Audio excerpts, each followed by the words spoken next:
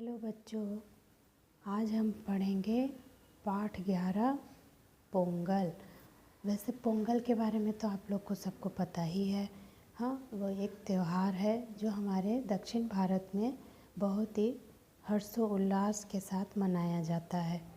ठीक है, अब यहाँ जो है इसी के बारे में थोड़ा बताया गया है कि ये त्यौहार जो है किस दिन मनाते हैं, कैसे मनाते हैं, कितने दिनों तक मनाते हैं और उससे जुड़ी अलग अलग जो भी व्याख्याएं हैं वो सारे इसमें हम लोग पढ़ेंगे।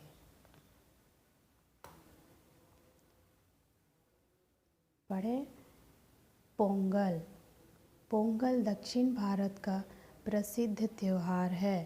वह आंध्र प्रदेश, कर्नाटक तथा तमिलनाडु में बड़ी धूमधाम से मनाया जाता है।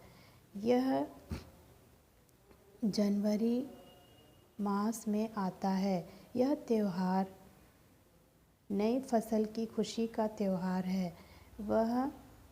यह त्यौहार किसानों का है। तो ये क्या है कि जब नई फसल कटती है दक्षिण भारत की तरफ, उसी समय इस त्यौहार को मनाया जाता है, खुशी से मनाया जाता है। जो आगे पढ़े, अपने जिन गाय बैलों के बल पर किसान अन्न पैदा करते हैं, उन गाय बैलों को वे अपनी इस खुशी में शामिल करते हैं। इस दिन उत्तर भारत में मकर संक्रांति का त्यौहार मनाया जाता है। इसी दिन हम लोग संक्रांति भी मनाते हैं, ये तो सबको पता है। यह त्यौहार सूर्य के मकर रेखा को पार कर उत्तर की ओर आने पर मनाया जाता है। पोंगल का अर्थ है खीर। इसको सभी लोग अंडरलाइन करिए। पोंगल का अर्थ है खीर, दूध में पकाए गए चावल। तमिलनाडु में जब चावल की नई फसल तैयार होती है तब पोंगल मनाया जाता है। लोग खीर बनाकर आपस में खाते और खिलाते हैं। पोंगल का त्यौहार 3 दिन तक मनाया जाता है। तो ये पोंगल कितने दिनों तक मनता है? पोंगल का त्यौहार हम लोग 3 दिन तक मनाते हैं। पहले दिन को पोंगल कहते हैं। यह कुटुंब का त्यौहार है। स्त्रियां खीर बनाती हैं, भगवान को भोग लगाती हैं और फिर घर के सब लोग प्रसाद के रूप में खीर खाते हैं। ये पहले दिन का हो गया। पहले दिन क्या होता है? भोगी पोंगल उसको कहते हैं। अब दूसरे दिन दूसरे दिन सूर्य भगवान की पूजा का दिन होता है, इसलिए इसे सूर्य पोंगल कहते हैं। घर के सब लोग सुबह सुबह नहा धोकर नए नए वस्त्र पहनते हैं। फिर स्त्रियां पोंगल बनाती हैं। चीनी के स्थान पर गुड़ डाला जाता है। पोंगल मतलब खीर। खीर में हम लोग अक्सर चीनी मिला के बनाते हैं, लेकिन इस दिन वहाँ पर गुड़ डालकर बनाया जाता है।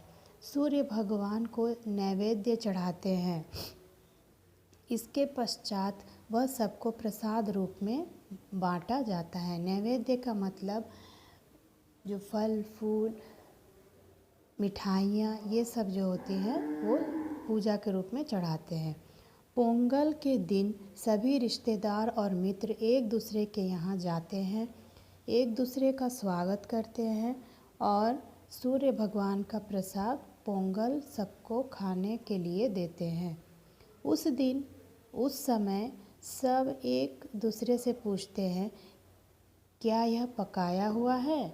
और घर वाले उत्तर देते हैं, हाँ पकाया हुआ है। तो उस दिन जब सभी लोग एक दूसरे के घर जाते हैं और जब जिनके घर जाया जाता है वो लोग जब पोंगल खाने को देते हैं तो वो आपस में एक रीति है, सब लोग जिनको दिया जाता है वो लोग पूछते हैं, क्या यह पकाया हुआ है? तो घर वाले जो है वो लोग उत्तर देते हैं, हाँ यह पकाया हुआ है। यह सवाल जवाब भी इनके यहाँ शगुन की बात समझी जाती है। इस दिन खेल कूद, संगीत, और नृत्य के कार्यक्रमों का आयोजन होता है। तीसरे दिन होता है मट्टू पोंगल। तीसरे दिन क्या होता है? मट्टू पोंगल। इस दिन घर के मवेशियों को पोंगल दिया जाता है।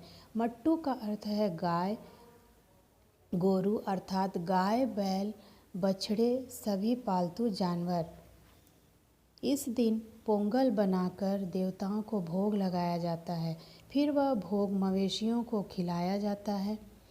मट्टू पोंगल के दिन गाय बैलों को खूब सजाया भी जाता है। हाँ, उनके सींगों को रंग देते हैं और उनके शरीर पर चित्रकारी कर देते हैं। उनके खूर लाल या पीले रंग देते हैं। जब उन्हें पोंगल खिलाते हैं तो पहले फूलों की मालाएं उनके सींगों व गले में पहना देते हैं। इस दिन कई स्थानों पर बैलों की लड़ाई करवाते हैं। इसे जल्लीकट्टू कहते हैं। कई गांवों के लोग मुर्गों की लड़ाई कराते हैं।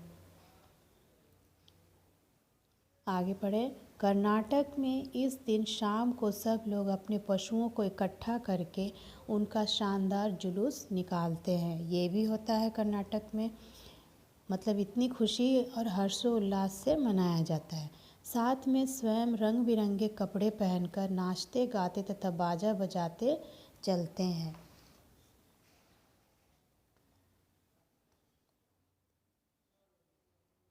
अब इसमें कर्नाटक के बाद देखें, आंध्र प्रदेश में लोग रंग बिरंगी गुड़ियों से अपना घर सजाते हैं।